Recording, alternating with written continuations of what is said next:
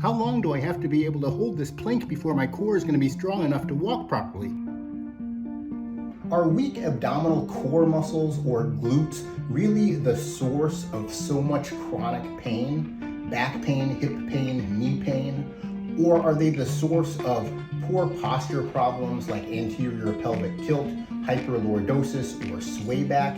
And are they the cause of poor walking technique, problems like duck feet or heavy heel strike? Nope, I don't think so. I believe the problem is more about fixing the way we coordinate our core movements.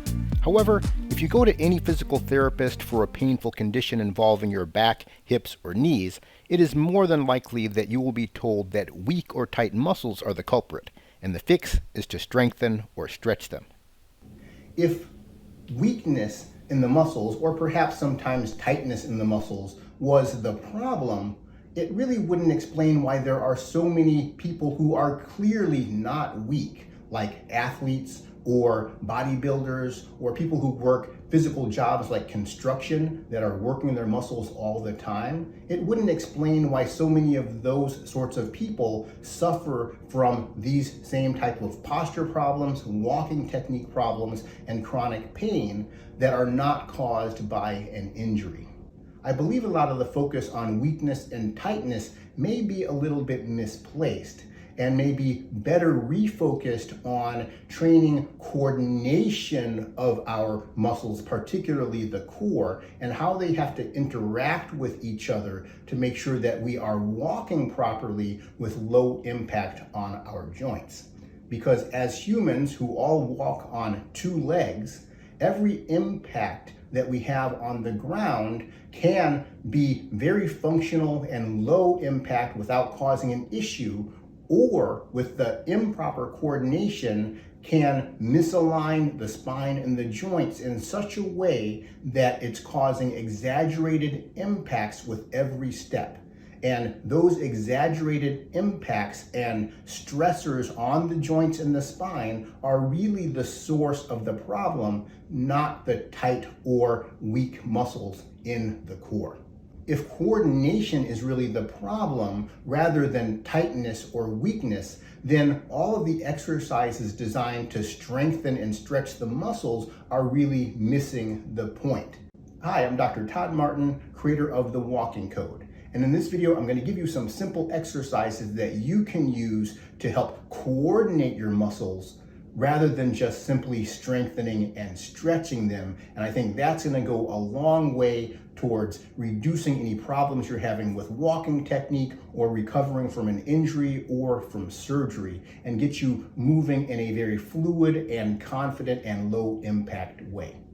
Now, if you're already involved in physical therapy because you had a recent surgery or an injury or pain, then please do follow their instructions and their exercises, because strengthening and stretching can't hurt, but they may not be part of the complete solution for you. So add these exercises to the ones you're already doing.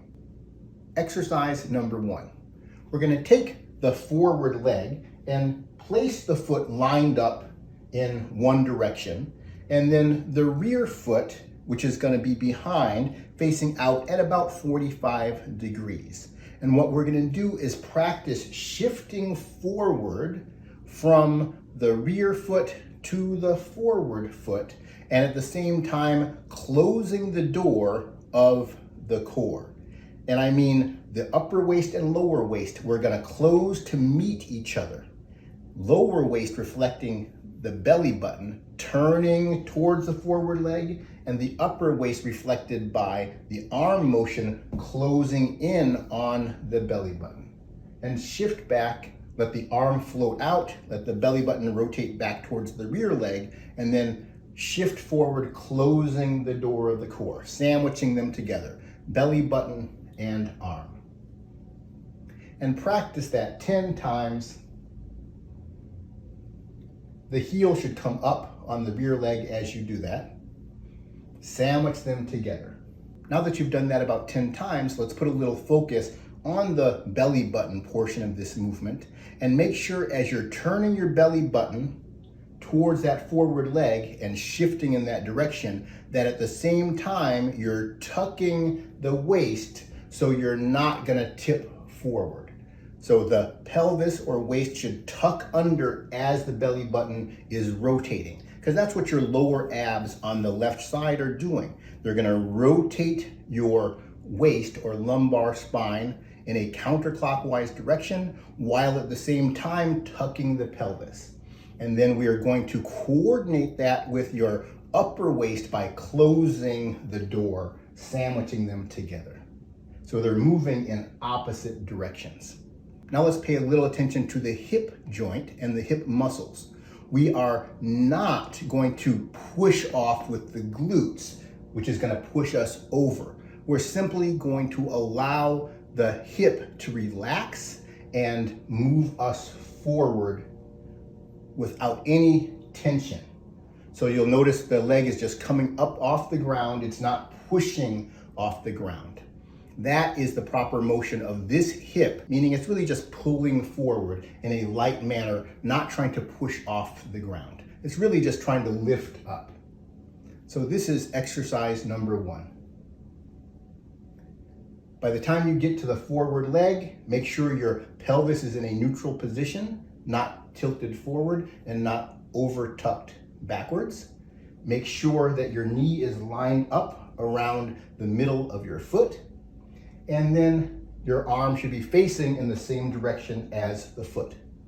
And as you get to that position, what you're going to do to complete the exercise is take a step. Exercise number 2. It's going to be very similar to exercise number 1, but the forward leg is going to be placed on the heel, not on the flat of the foot. And now what we're going to do as we do the same exercise, we're going to feel how that core movement, the coordination between upper waist, lower waist, and hip are going to pull the body forward and in a controlled manner, lower the forefoot to the ground. So it's really the same exercise from a slightly different position. Shift, turning the belly button into the upper arm, closing them off.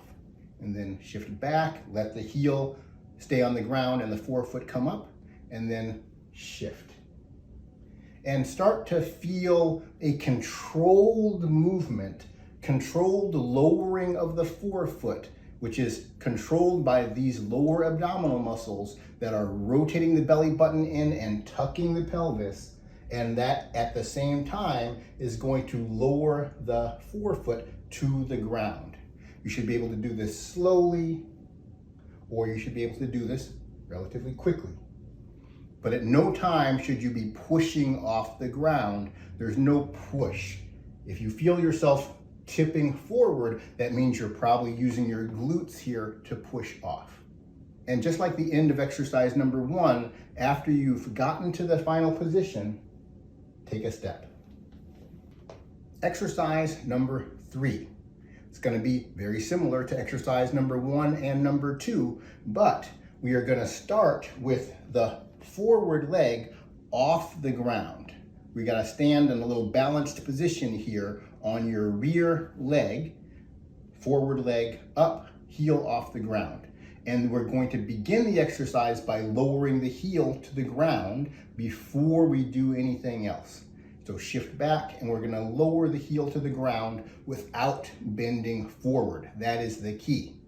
We do this by beginning to close the door from the upper arm side before we go with the belly button. So we're going to take the arm and close the arm off to bring the heel down. Then we are going to begin the previous exercise by turning the belly button in to the arm.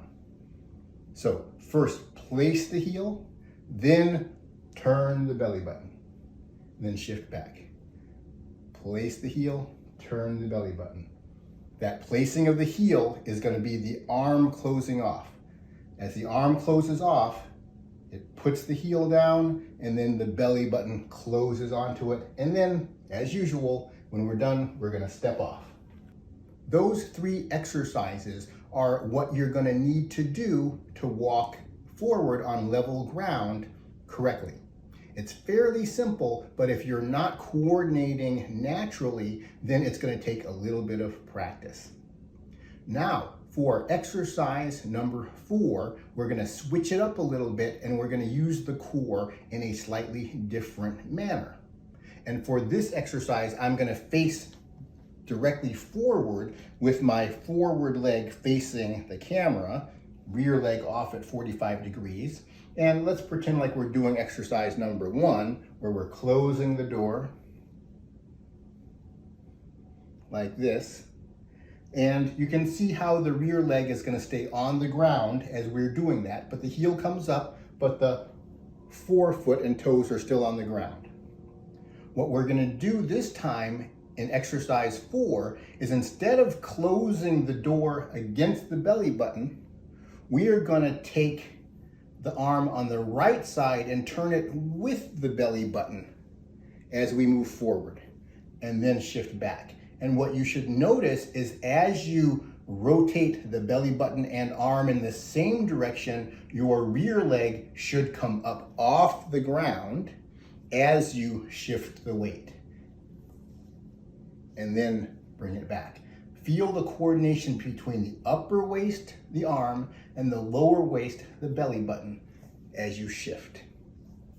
And because they're turning in the same direction towards the forward leg, there's no energy keeping the rear foot on the ground. It was the rotation of your upper waist, the upper door, towards that rear leg that was keeping the rear foot on the ground in exercise number 1 through 3. Now that we're turning the upper waist towards the forward leg, everything is going to collect and gather on that forward leg. We're going to do this sideways now, turning the upper waist and belly button together. The rear leg is going to collect with it. That's coordinating the upper and lower waist in the same direction. And then for exercise 5, we're going to do a similar pattern that we did with 1 through 3. Bring the heel up on the forward leg, and then as you shift weight, let the forefoot lower to the ground in a gradual fashion as you rotate both in the same direction, and the rear leg should come up with that. Do it as many times as you need to feel the balance and coordination. Now you'll notice I did not have you walk off yet in exercise number 4 and 5 there, because there's going to be something different that's going to happen that is not the same as what happened in exercise 1 through 3, because we set up the waist upper and lower turning in the same direction in exercise 4 and 5. As we get to this position, now take a step, and what's going to happen is your body is going to turn and take a step in the direction off to the left, in the same direction that the upper and lower waist were turning. So since our upper and lower waist were turning to the left, when we take that final step, the body is going to turn to the left. And so practice that. This is how we coordinate the upper and lower waist before we do a turn when we're walking. Upper and lower waist go together prior to the step, and then we actually have set up the turn before we initiate the swing through.